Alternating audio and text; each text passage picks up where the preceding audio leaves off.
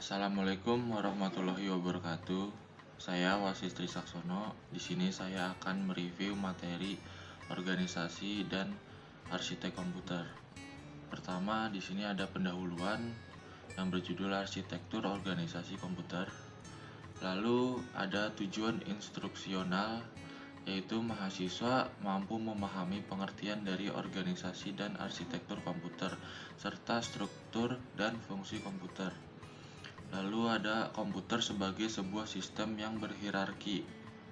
Selanjutnya, komputer dapat dianggap sebagai struktur sejumlah komponen beserta fungsinya yang dijelaskan sebagai fungsi kolektif, struktur, dan fungsi internalnya. Kemudian, arsitektur dan organisasi. Arsitektur adalah atribut yang berhubungan dengan programmer atau kumpulan bit, jumlah bit yang digunakan untuk representasi data, mekanisme I/O, teknik pengelamatan. Contoh, apakah tersedia instruksi untuk perkalian? Organisasi yaitu bagaimana suatu perangkat diimplementasikan. Sinyal kontrol, interface, dan memori. Contohnya, penambahan hardware baru atau penambahan hardware secara berulang.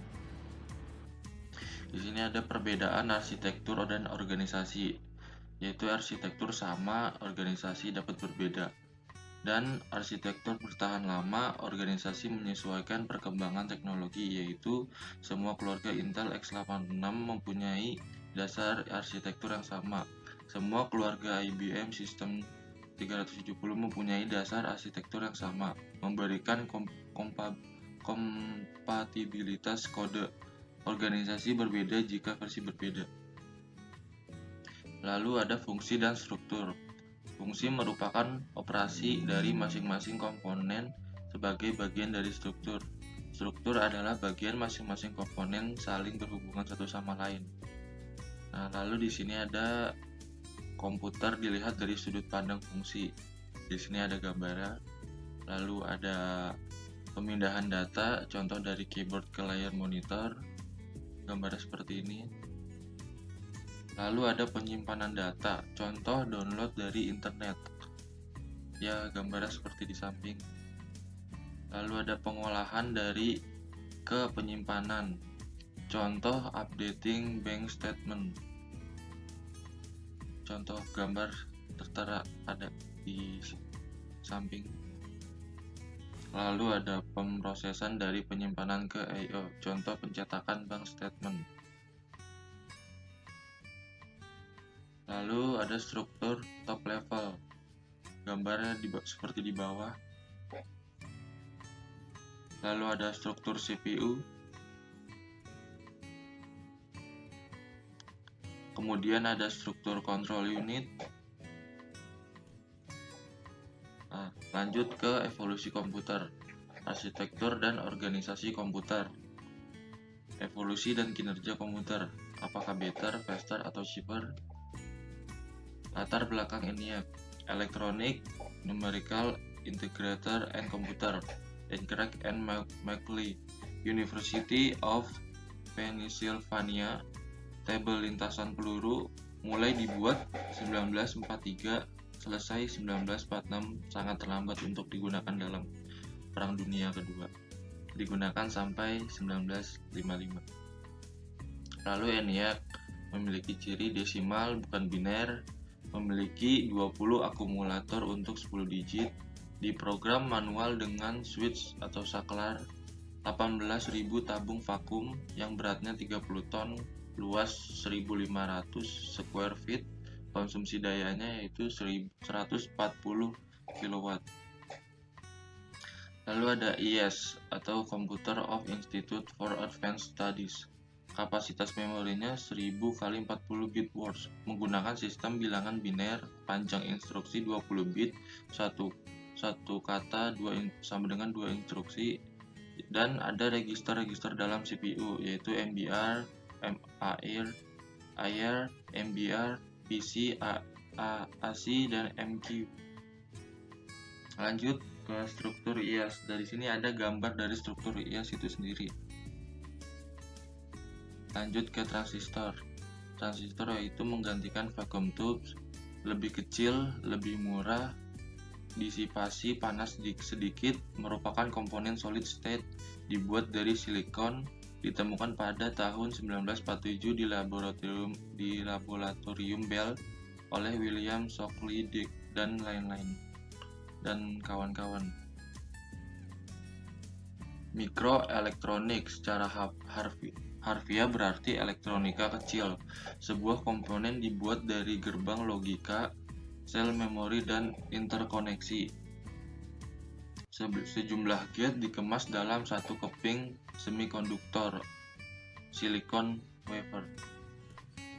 Ada di sini generasi komputer, yaitu vacuum tube 1946 sampai 1957, ada transistor dari 1958 sampai 1964, ada small scale integration yaitu pada tahun 1965 sampai dengan 100 komponen dalam satu IC chip. Medium scale integration pada tahun 1971 yaitu 100 sampai 3000 komponen dalam satu IC. Ada large scale integration dari 1971 sampai dengan 1977, 3000 sampai 100.000 komponen dalam satu IC. Ada very large scale integration dari 1978 sampai 1991 mencakup 100.000 sampai 100 juta komponen dalam satu IC. Ada ultra large scale integration pada tahun 1991, lebih dari 100 juta komponen dalam satu IC. Di sini ada hukum Moore, yaitu Gordon Moore yang menciptakannya. Computer of Intel meningkatkan kerapatan komponen dalam chip. Jumlah transistor atau chip meningkat 2 kali lipat per tahun. Sejak tahun 1970 pengembangan agak lambat. Jumlah transistor 2 kali lipat setiap 18 bulan. Harga suatu chip tetap atau hampir tidak berubah. Kerapatan tinggi berarti jalur pendek menghasilkan kinerja yang meningkat. Ukuran yang semakin kecil, fleksibilitas meningkat, daya listrik lebih hemat, panas menurun, sambungan sedikit berarti semakin handal atau reliable. Dan di sini ada pertumbuhan jumlah transistor dalam CPU dan kita bisa lihat itu grafiknya seperti gambar di bawah. Lalu review kembali evolusi komputer. Nah, sebutkan 4 komponen utama dalam general purpose komputer, yaitu ada CPU, memori, input-output, dan interkoneksi.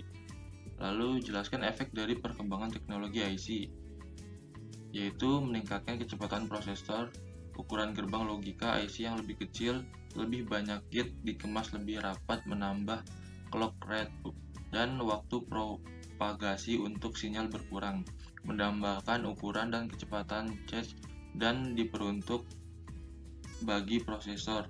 Waktu akses cache turun secara signifikan. Ada lagi perubahan organisasi dan arsitektur prosesor, meningkatkan kecepatan eksekusi, dan paralel 3. Dan di sini ada jelaskan tentang hukum Moore, itu yang tadi udah kita bahas, dan ada lagi jelaskan tentang karakteristik dari family komputer, yaitu sama atau identik instruksinya, sama atau identik IOS-nya, bertambahnya kecepatan, bertambahnya jumlah port I/O, dan bertambahnya ukuran memori. Oke, sekian review materi dari saya tentang organisasi arsitek komputer. Kurang lebihnya mohon dimaafkan. Terima kasih. Wassalamualaikum warahmatullahi wabarakatuh.